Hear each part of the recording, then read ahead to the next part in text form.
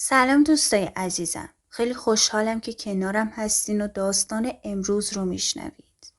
اگه لذت بردین حتما لایک کنید و کانال رو سابسکرایب کنید تا با هم ادامه بدیم. حالا آماده باشید بریم سراغ روایت امروز. من اسما 28 سالمه. نوجوان که بودم به اصرار خانواده با پسرمون وصلت کردم. ازدواجی که از همون اول معلوم بود دوامی نداره. 22 سالگی جدا شدم و برگشتم خونه پدری. پدرم فلج بود. مادرم هم جز سبزی پاک کردن و فروختن درآمدی نداشت. همون موقع گفتن که حالا که دستمون خالیه، جهاز درست حسابی نداریم، همون آشنا بهتر از غریب است. گفتن میسازه باهات، اما نساخت. هر روز نبودن جهاز رو مثل پوتک میکوبیدن به سرم. مادر شوهرم که نسبت فامیلی هم داشت، لحظه ای دست از یادآوری این موضوع بر نمی داشت. آخرش هم کارمون به همون جا کشید. وقتی برای عروس بعدیشون جهاز مفصل اومد، گفت چرا باید با زنی زندگی کنه که چیزی به خودش نیاورده؟ چرا خودش کار کنه، جون بکنه، پهن کنه توی این خونه که منم ازش سهم دارم؟ من فقط میگفتم پدر ندارم. اجازه بدید کار کنم، خودم بخرم. نه اجازه کار میداد نه کوتاه میومد. قبل از اون که حتی سر خونه زندگی بریم فهمیدم از من جدا نشده، رفته خواستگاری یکی دیگه و جوابم گرفته. بعدم با عجله گفتن توافقی جدا شیم. پدرم چیزی نگفت. فقط قهر کرد و گفت عیبی نداره، خدای ما هم بزرگه. جدا شدیم، بی مهریه، بی حق و حقوق. اون رفت دنبال زندگی خودش. من موندم همین خونه.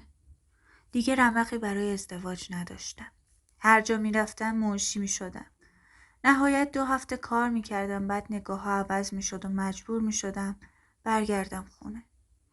مادرم تازه دیسک گردن گرفته بود. نمیتونست خم بشه و سبزی پاک کنه. خرج دکتر پدر، دوا درمون مادر، خورد و خوراک خونه افتاده بود رو دوش من. اما مگه چقدر میشد کار پیدا کرد؟ مدتی بود یواشکی با زن همسایه میرفتم خونه مردم برای تمیزکاری. خانوادم خبر نداشتن. یه روز لیلا خانوم اومد دنبالم، گفت لوکیشن تازه گرفته، بریم اونجا. توی اتوبوس آروم گفت جایی که میریم خونه نیست، کاخه. پارسال مهمونی داشتن، منم جزو خدمه ها بودم. آخر شب هرچی غذا مونده بود بین ما تقسیم کردن. 2 هفته خونمون بوی گوشت میداد، ولی تمیزکاریشون هم از همه سخت‌تره. همه جا شیشه و آینه است، کلی عتیقه، باید مواظب باشی. سختی داره اما شیرینی هم داره. همیشه چیزی از اونجا میمونه. آهی کشیدم و گفتم میشه 100 تومن بهم قرض بدی؟ مادرم نسخه پدرم رو دستم داد. پول ندارم، فقط کراگر رفت و دارم. حتی گوشیمو عمدن جا گذاشتم که زنگ نزنه چیزی به خدا شرمنده شم. اخ میکرد و گفت چرا راستشو به مادرت نمیگی؟ فکر میکنه هر روز سر کار ثابتی. حالا امروز بریم، شاید شب تصفیه کردن. نکردن 50 تومن دارم. لااقل داروی ضروری رو بخر. لبخند زدم و ازش تشکر کردم. تا مقصد دیگه حرفی نزدم. وقتی رسیدیم بیرمق خندیدم و گفتم شبیه صحنه سریالای ترکیه‌ای نیست؟ انگار لوکیشن فیلمه. خندید، موهای سوختش از زیر شالش بیرون انداخت و گفت اینجا با کلاس، ما هم باید با کلاس باشیم. از قیافه جدیش خندم گرفت. گفتم اصلا بهت نمیاد خدمتکار باشی. زد به بازوم و گفت مسخرم نکن. از لحظه ورودم حس عجیبی داشتم. انگار وارد قصه‌ای شده باشم که پایانش معلوم نیست. همونجا بود که زندگیم بیخبر از خودم پیچ دیگه خورد. داخل که رفتیم زنی اخمو بی حوصله جلو اومد. گفت سالن باید برق بزنه. چوبا با روغن برق بیفته. کف زمین با الکل تمیز شه. آینه ها طوری پاک شه که انگار اصلاً آینه‌ای در کار نیست. من با رنگ پریده به سالن بی انتها نگاه می‌کردم و فکر می‌کردم از کجا باید شروع کنیم؟ زن خدمتکار که صبح در رو برامون باز کرده بود گفت صبحونه خوردین؟ میز براتون چیده شده. بخوریم بعد برین سر کار. تا رفت لیلا زد زیر خنده و گفت دیدی؟ گفتم کنار سختگیریشون دلم دارن. کی تا حالا واسه ما صبحونه چیده؟ پاشو بیا اینجا یه چیزی بندازیم بالا جون بگیریم. گوشه سالن یه میز بزرگ بود. پر و پیمون. معلوم بود 2 نفر قبل ما نشستن چون 2 تا بشقاب کثیف هنوز بود.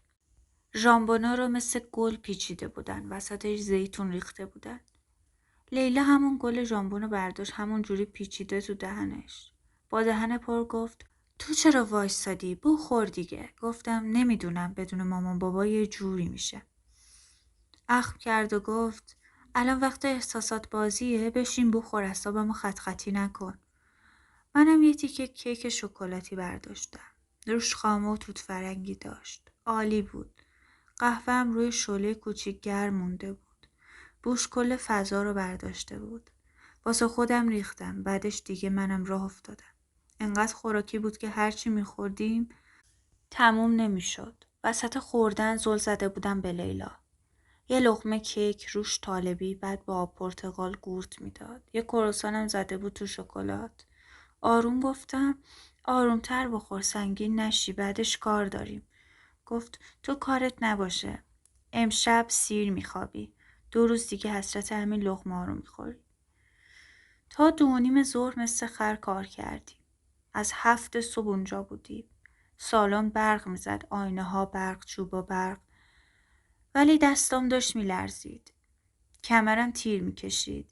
این کار شوخی نداره. فرق نداره مرد باشی یا زن. جونتو میگیره. لیلا زنگ زد. همون زنی که اول دیده بودیم اومد. یه دور چرخید. لبخند زد و گفت شمارتون رو بدین. دیگه از شرکت نمیخوام هماهنگ شم. مستقیم خودتون بیاین. خیلی تمیز بود. بعدم گفت ناهار بخورین بعدش باغ و حیاط. باور کن صبحونه تا تهش هضم شده بود. دوباره گرسنه بودیم. سر میز قرمه سبزی بود. لازانیا، سالاد. بازم 2 تا بشقاب کثیف روی میز. عجیبه نه؟ انگار همیشه یه نفر قبل ما میخورد و میرفت. نهارم زدیم به بدن و رفتیم حیاط. گرم بود. مانتومو در آوردم. تاب تنم بود. شلوارمو کشیدم بالا. شلنگو گرفتم دستم و شروع کردم آب دادن باغچه. لیلا نشسته بود مواد شوینده قاطی میکرد. گفتم به نظرت امشب پولمونو میدن؟ یا میره واسه شرکت؟ گفت ما که از طرف شرکت نیومدیم. دوستم معرفی کرد. احتمالا خودشون حساب میکنن. مگه اینکه بخوان پیچوندن بازی در بیارن. گفتم اگه بدن خیلی خوب میشه. هم داروی بابامو میگیرم هم یکم خرید. یه هفته است فقط سیب زمینی خوردیم. یهو شلنگو گرفت طرفم گفت با سیب زمینی این هیکل در اومده؟ دروغ نگو.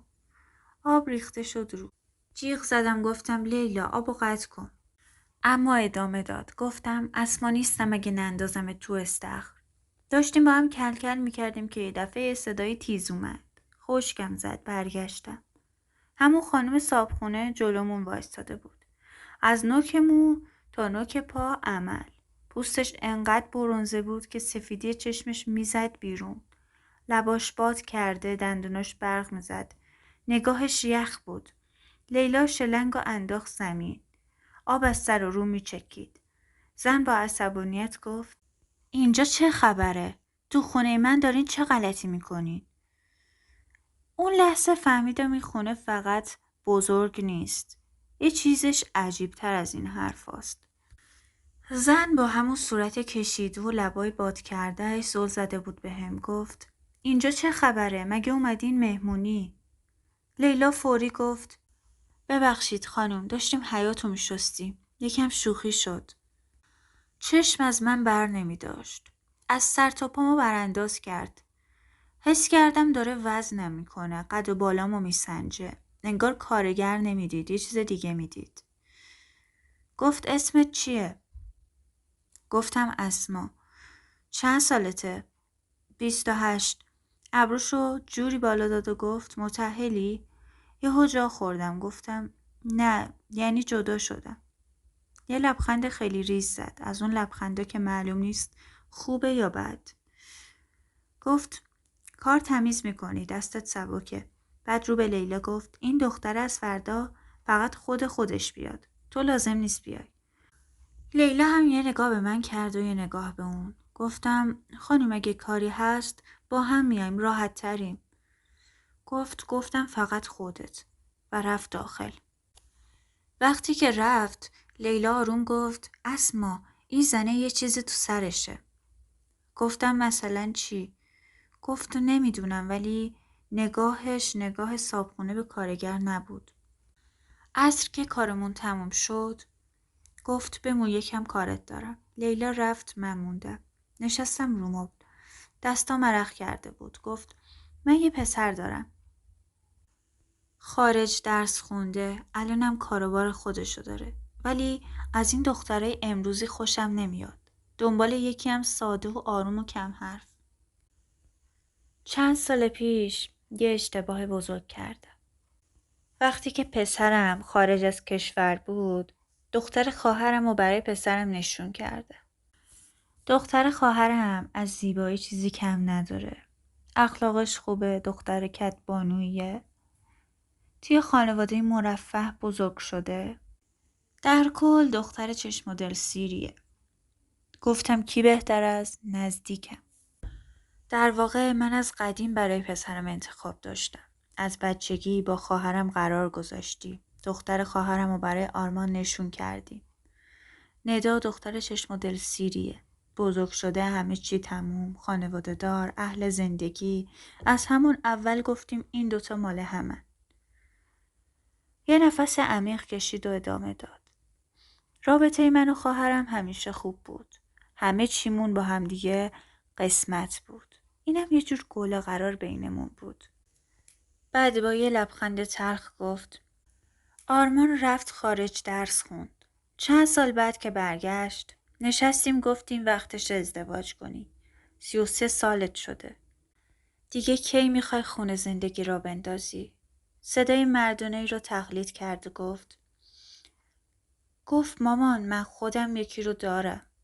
هم دانشگاهیمه، تهرانه، اصالتا ایرانیه ولی با من خارج درس خونده. چشمام یهو تیز شد.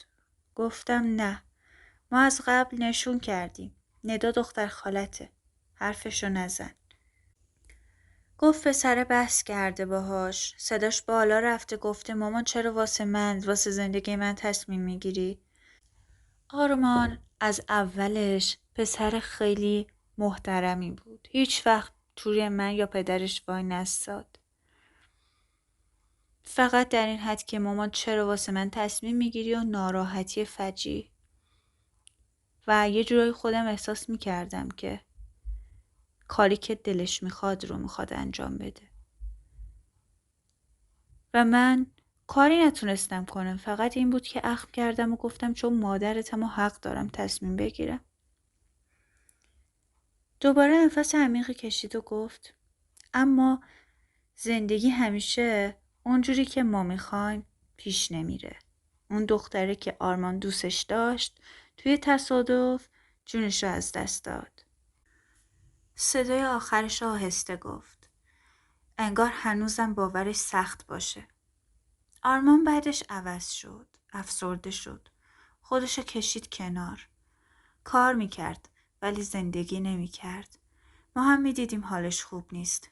گفتیم شاید اگه عقد کنه سر سامون بگیره حالش بهتر بشه. گفتی عقد ساده گرفتن. ندا اومد تو زندگی پسرش. چون 33 سالش بود گفت باشه. هرچی شما میگین. نه از سر عشق. از سر خستگی. لبخند کجی زد. پسرم همیشه محترم بوده. اهل دعوا و سرکشی نیست. باهاش موند. بدرفتاری نکرد. ولی دلش اونجا نبود. بعد یهو نگاهم کرد. الانم زندگیشون روی کاغذ خوبه. خونه هست، پول هست، ظاهر هست، ولی یه چیزای کم داره. مکس کرد. و دیگه اشتباه نمی کنم. این بار میخوام خودم همه چی رو از نزدیک ببینم قبل از اینکه دیر بشه. حس کردم این حرف آخرش رو برای من گفت. نه برای گذشته. زنه یه جوری حرف میزد انگار سالها این قصه تو دلش مونده بود و منتظر بود یکی بشینه و فقط گوش بده. گفت آرمان از اون بچه‌ها نبود که ول بچرخه. از همون نوجوانی سرش تو درس بود. باباش تاجر بود. پول داشتیم ولی همیشه من بهش سخت میگرفتم. نه اهل دود نه اهل رفیق بازی الکی. یه جورایی زیادی آروم بود. حرف گوش کن بود. شاید همینم کار دستش داد. میگفت وقتی اون دختر هم دانشگاهیش مرد آرمان یهویی انگار خاموش شد. نه گریه میکرد نه داد میزد. فقط ساکت شد. کار میکرد میخوابید و دوباره کار. دوستاش کم کم از دورش پراکنده شدن. دیگه نه سفر نه خنده نه مهمونی. زنه ادامه داد. من طاقت دیدن این حالشو ندارم. فکر کردم اگه ندا بیاد تو زندگیش حال هواش عوض میشه. ندا دختر بدی نبود. از بچگی لوسش نکرده بودن. خوشگل بود. درس خونده بود. اهل خانواده. ولی ته صداش یه چیزی بود. انگار خودشم مطمئن نبود. گفت عقدشون کردیم. ساده و بی سر و صدا. نه عشق آتیشی بود نه ذوقی. بیشتر یه تصمیم بود که از نظر من منطقی. آرمان گفت باشه مامان هرچی شما بگین. همین. نه لبخند نه مخالفت جدی. فقط تسلیم. اوایل زندگیشون آروم گذشت. آرمان احترام میذاشت. خرج میداد. مسافرت میبردش. کم نمیذاشت. ولی ندا میفهمید. زنها میفهمن. وقتی مرد کنارت هست ولی دلش یه جای دیگه است.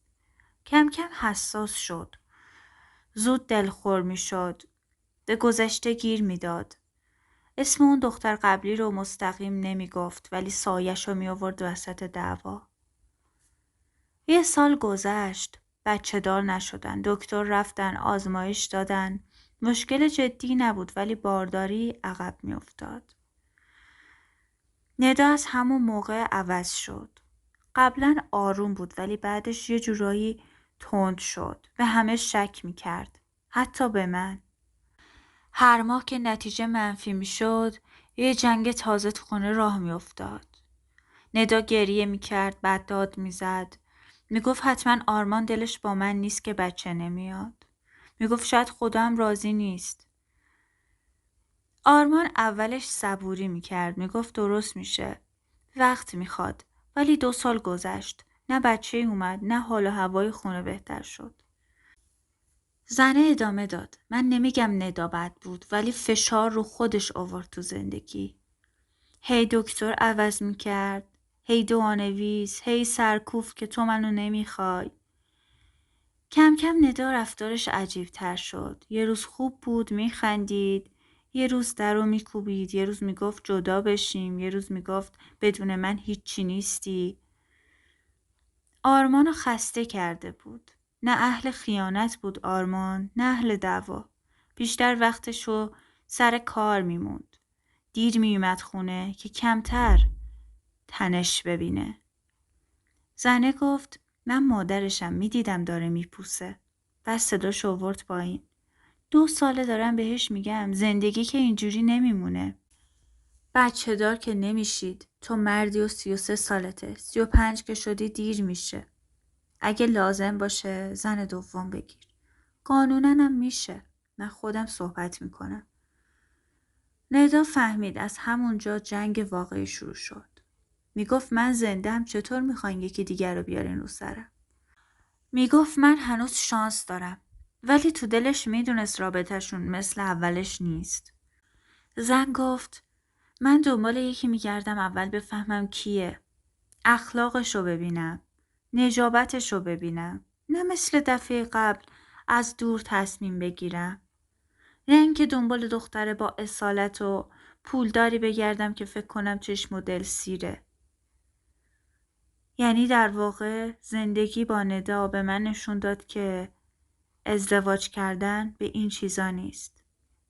خیلی دوست داشتم پسرم خودش تصمیم بگیره. خودش بره دست یکی دیگر رو بگیره و بیاره و من مطمئن بشم که این انتخاب خودشه. و من باعث زندگیش نشدم. اما پسرم دیگه این کار رو نمیکنه و من هر روز شاهد اینم که داره زندگیش از هم میپوسه و اینکه داره هر روز شکسته تر میشه. بعد یه مکث طولانی کرد. برای همین گفتم از نزدیک ببینمت. تو چجوری؟ اونجا بود که فهمیدم چرا از روز اول اینقدر زیر ذره بینم گذاشته. نه برای کار. برای تصمیم بزرگتر. تو اون خونه زندگی رسمی بود که نفس میکشید ولی جون نداشت. یه مرد خسته که فقط وظیفه بلد بود. یه زن که از به دنیا نیاوردن بچه دیوونه شده بود. و یه مادر که فکر میکرد هنوز میتونه همه چیزو خودش درست کنه. و حالا من این وسط بازی بیخبر از این که قرار مهره باشم نبرنده. سعی کردم برم سر اصل مطلب. بهش گفتم خب حالا از من چی میخواید؟ گفت حس میکنم دختر خوبی هستی. دوست دارم که بیای تو زندگی پسرم. شما رو با همدیگه آشنا کنم و یه تغییر تحولاتی توی زندگی پسرم ایجاد کنی. لبخندی زدم و گفتم همسرشون کجاست؟ به نظرتون ایشون راضی هستن به این تصمیم شما؟ گفت راستش ندا وقتی که بچه دار نمی شد با اینکه فشاری از سمت من یا پسرم بهش وارد نمی شد هر روز پیش این دعا نویسا بود. هر روز می رفت و می اومد و ازشون انگشتر و اینجور چیزا می گرفت. نمیدونم اینا باعث شد یا کلن نمیدونم خودشه و اینجوری شد که یهو قاطی میکنه، روانی میشه، بعد یهو برمیگرده تو جلد خودش، یه جورایی دیوونه میزنه. گاهی توی اتاق تنهایی فحش میده، داد میزنه میشکونه، بعد 2 هفته یه بار میره خونه مامانش، 1 هفته میمونه بیخبر از این که من شوهر دارم، من زندگی دارم. و خدا سرشاهده که نه من نه پسرم هیچ وقت تحت فشارش نذاشتیم به خاطر بچه آوردن. درسته من خیلی تو دلم بود، خیلی تو دلمه که یه زن دیگه بگیرم، اما این موضوع رو حتی پسرم هم ازش خبر نداره، چه برسه ندا. ما هیچ جوره اونو تحت فشار نذاشتیم. نمیدونم شاید به خاطر رفت و آمداش بود پیش اون دعا نویسا. هرچی که هست به هر شکل ندا قادر به تصمیم گیری درست نیست و حتی این موضوع رو مامانش، خواهرم یعنی تاییدش میکنه. خواهرم مرتب ندا رو پیش روانپزشک میبره. اما غافل از این که کار ندا با روانپزشک درست نمیشه. خدا میدونه کی چه دعایی گرفت و چه اتفاقی برای زندگی افتاده و اصلا هم پا به پای ما نیست که خارج کنیم و اینا رو از خونه و زندگیمون دور کنیم. یه جورایی حرف خودش و مرغش یه پا داره. البته که خواهرم گفتش اگه آرمان دوست داره دوباره زندگی کنه، یه ازدواج دیگه ای رو تشکیل بده، میتونه انجام بده. نه ناراحت میشه نه جلودارشه. چون ندا دیگه قادر به تصمیم گیری درست نیست. ما داشتیم با هم دیگه صحبت میکردیم که یهو در کوبیده شد. جوری کوبیده شد که از طبقه پایین صداش اومد. گفتم چی شد؟ گفت حتما نداست. گفتم شاید یه نفر اشتباه کرده در کوبیده. گفت نه من میدونم. خدمتکار جرأت میکنه سفت قدم بذاره، اینا کار نداست. ندا وقتی وارد خونه میشه از این کارا زیاد میکنه. از مهربونی پسرم سوء استفاده میکنه. درسته خالشم، درسته دوستش دارم، اما خیلی سوء استفاده میکنه از پسرم. بعد ادامه داد ساکت شو، الان میاد بالا. طولی نکشید که در بالا باز شد. مامان جون مهمون آوردین؟ زنه گفت سلام ندا جان، شما برو اتاقت الان میام. معرفیشون نمی کنید؟ آره ندا جون، مهمونمه. بعدن راجبش صحبت میکنیم. از کی تا حالا خدمتکارا شدن مهمونتون؟ خانم هیچی نگفت و زمین رو نگاه کرد. یه جورایی انگار خجالت میکشید.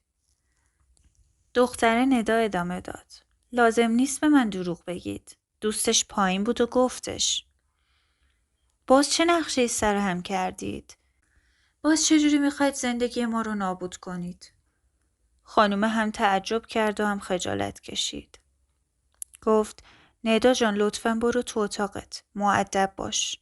من کی واسه تو نقشه سر هم کردم که این دومین بارم باشه؟ بله دیگه همین کارا رو کردین. پسرتون از زندگی سرد شده. پسرتون از من سرد شده.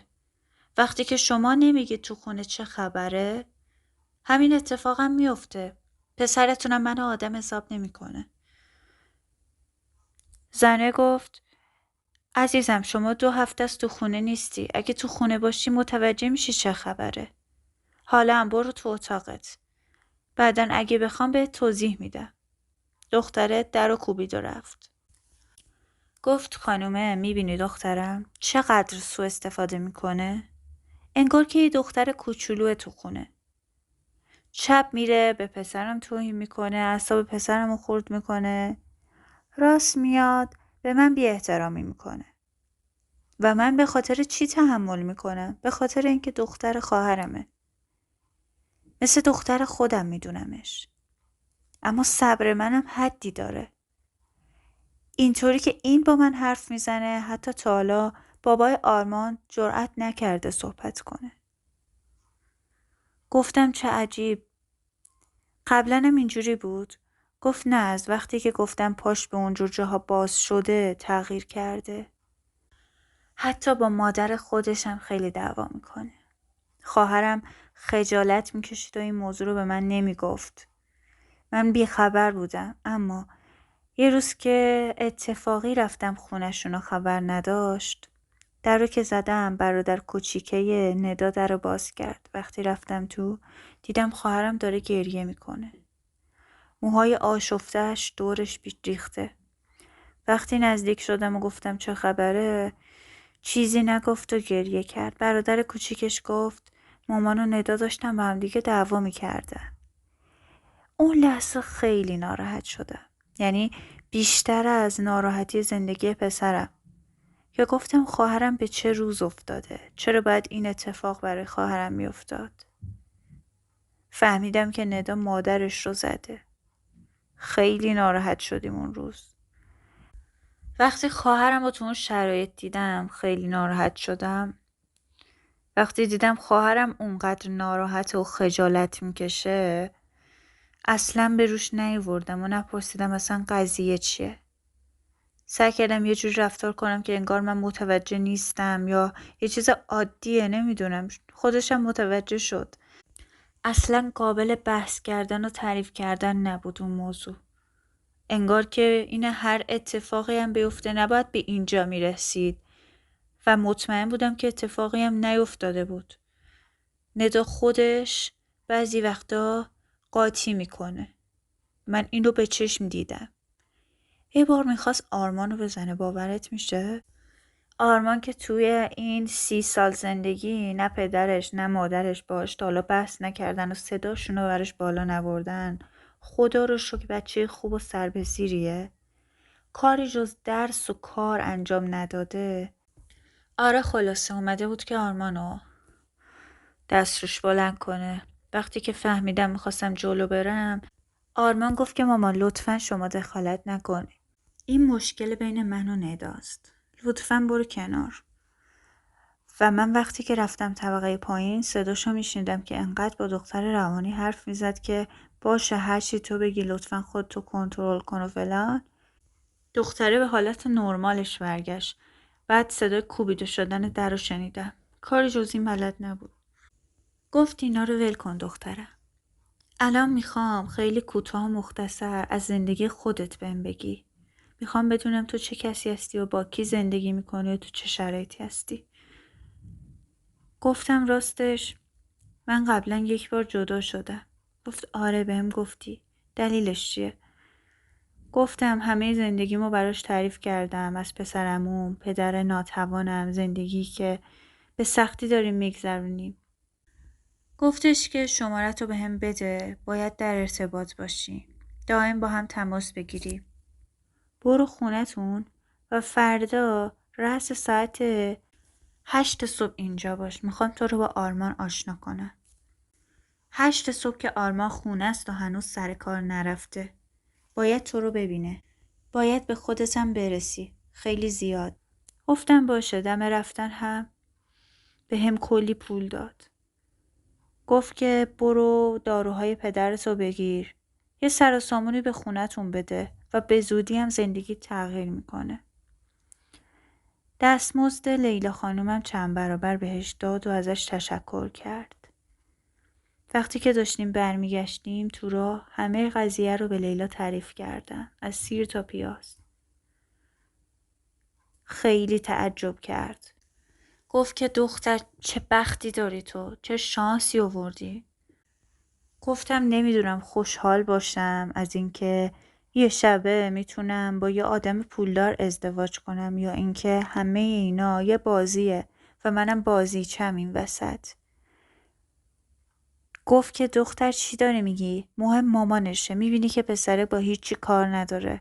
برو اونجا چترتو باز کن. حتی شده اگه زنشونم نباشی خدمتکار دائم اون خونه باشی به سودته. انقدر با هم حرف زد، نصیحتم کرد که به این نتیجه رسیدم. گفتم که هر جوری که دست سرنوشت منو ببره منم باهاش میرم. رفتیم سر خیابون. لیلا ازم جدا شد. گفت که برو داروهای پدرتو بگیر. اون خریدایی که واسه خونه میخواستی انجام بدی رو انجام بده و قضیه رو به مادرت تعریف کن. ساعت 8 شب هم میاد دنبالم با همدیگه بریم خرید. یه دست لباس بگیریم واسه فردا که قراره برم. ازش کلی تشکر کردم و رفتم خونه.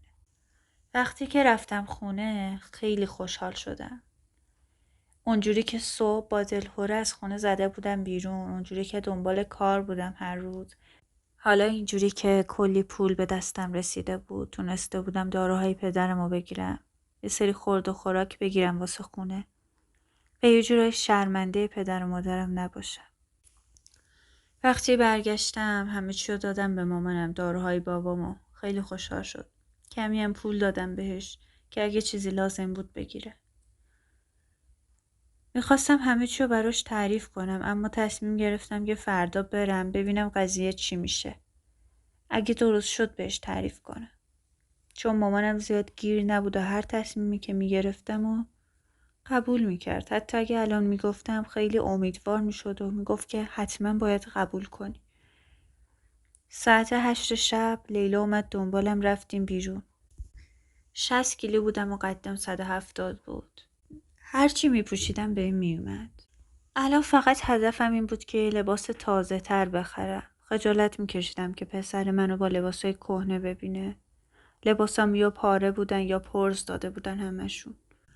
یه مانتوی حریر ساده گرفتم. یه شال حریر مشکی با یه شلوار جین کوتاه آبی روشن. و یه کتونی مشکی جمع جور. دوستم گفت که چرا همشو مشکی میخری؟ گفتم همین جوری قشنگ بود. گفت بهت میاد اما کاش یه رنگ روشن‌تر انتخاب میکردی. در واقع دوست نداشتم. حس میکردم که میخوام پس زده بشم. دوست نداشتم زیاد شلوغش کنم. ازش خداحافظی کردم، اومدم خونه. رفتم دوش گرفتم خوابیدم. صبح که بلند شدم دست و صورتم رو شستم، مسواک زدم. پوستم صاف بود. نیازی به آرایش نداشتم. ضد آفتاب بیرنگم و زدم طبق معمول. لباسمو تنم کردم. موهام که خرمای بود از بغلای شال و روی مانتو ریخته بود. خودشو زیاد نشون میداد. یه قهوه‌ای و مشکی خاصی شده بود. رنگ چشامم سبز تیره بود. در کل ظاهر خوبی داشتم اما تو زندگی هیچ کس قدر منو ندونسته بود. آماده شدم و رفتم سوار اتوبوس شدم. لیلا صبح بهم زنگ زد. گفت میخواستم ببینم آماده ای. گفتم آره. سوار اتوبوس شدم دارم میرم. گر زد که چرا دختر سوار اتوبوس شدی؟ تاکسی میگرفتی. الان لباسات کثیف میشه. بی اهمیت بهش خداحافظی کردم و داشتم فکر میکردم به اینکه این کار درسته یا نه. صبح که رسیدم هوا هنوز خنک بود. دلم شور میزد اما قدمامو محکم برمی داشتم. در که باز شد خدمتکار راهنماییم کرد داخل. چند دقیقه بعد صدای قدم‌های آروم و منظم از راهرو میپیچید. سرمو بالا آوردم و دیدمش. فکر کنم آرمان بود. قد بلندتر از چیزی که تو ذهنم ساخته بودم. شونه‌های صاف، کت توسی ساده ولی اندازه تنش، موهای مشکی مرتب که نه زیادی حالت داده بود، نه بی‌دقت. صورتش استخونی و مردونه، ریش کوتاه و تمیز، چشمای تیره که وقتی نگاه میکرد انگار از آدم رد نمیشد، میموند و میسنجید. از اون مردای سرسنگین که جذابیتشون داد نمیزنه، آروم میشینه زیر پوستت. چند ثانیه فقط نگاهش کردم. نه لبخند زد نه اخم، فقط ارزیابی. بعد رو به مادرش گفت با صدای بم و آروم اما واضح: مامان، این بچه است. واسه چی آوردیش؟ دلم فرو ریخت. مامانش با همون لحن خونسرد جواب داد: بچه نیست، ظاهرش اینجوریه. 28 زندگی دیده است. آرمان نگاهش رو دوباره برگردون سمت من. این بار دقیق تر گفت: 28. بعد یه ذره با صدای بلندتر گفت: میدونی برای چی اینجایی؟ گلوم خشک شد اما گفتم آره. مادرش بلند شد: من میرم بالا، خودتون صحبت کنید. در که بسته شد سکوت سنگینی افتاد، فقط صدای تیک تیک ساعت دیواری میومد. آرمان آه کوتاهی کشید، روبروم نشست. من آدم بیرحمی نیستم ولی اهل بازی هم نیستم. مستقیم حرف میزنم. سر تکون دادم که یعنی میشنوم. گفت: مادرم دنبال وارثه. فشارش تمومی نداره. من قصد ازدواج دوباره ندارم. حداقل نه به اون شکلی که اون میخواد. مکث کرد. انگار کلماتو وزن میکرد. یه راه هست، رسمی، قانونی، قراردادی. قلبم تون میزد. اگه قبول کنی فقط برای بچه، همه هزینه ها با منه. امنیت مالی داری، خانوادت تأمین میشن. اما بلند شد: اگه بچه دار شدی بچه رو میدی به من و میری. هیچ ادعایی، هیچ برگشتی. کلمات مثل سنگ افتاد تو دلم. یعنی من فقط مادر بیولوژیکی، نه همسر، نه شریک زندگی. یه قرارداد مشخص، تمیز و بی‌حاشیه. چشمام داغ شدم و سعی می‌کردم اشکم نیاد. و اگه دل ببندم چی؟ برای اولین بار نگاه آرمان کمی نرم شد اما سریع خودشو جمع کرد. دل نبند. از اول بدون برای چی وارد شدی. سکوت. تصویر داروهایی که دیشب برای مادرم خریده بودم جلوی چشمم اومد. دستای پینه بسته پدرم، سفره خالی. و بعدش چی میشه؟ یه مبلغ مشخص دریافت میکنی. خونه مستقل برات میگیرم تا دوران بارداری. بعد از تحویل بچه مبلغ نهایی پرداخت میشه و مسیرمون جدا. چقدر راحت میگفت. انگار که درباره خرید یه خونه حرف میزد، نه یه تیکه از جون آدم. نفس عمیقی کشید. من حق دیدنش رو ندارم، حتی از دور. آرمان چند ثانیه به هم خیره شد. بهتره نداشته باشی برای خودت. قلبم تیر کشید اما صدام لرز نداشت. وقتی گفتم اگه قبول نکنم، هیچ اجباری نیست. همین الان میتونی بری. همین سادگی. چند لحظه گذشت. صدای قلبم تو گوشم میکوبید. این یه معامله بود. با جسمم، با آیندم، با دلم. آروم گفتم قرارداد رو بیارید.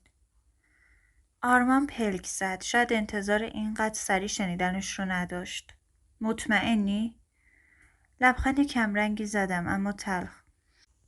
از خیلی وقت پیش مطمئن شدم. زندگی برای من انتخاب نمیذاره. فقط قیمت میذاره. چیزی تو نگاه آرمان لرزید. شاید احترام، شاید تأسف. بلند شد. باشه، امروز وکیل میاد. همه چی رسمی میشه. وقتی از اتاق رفت بیرون تنها موندم. دست گذاشتم رو شکمم.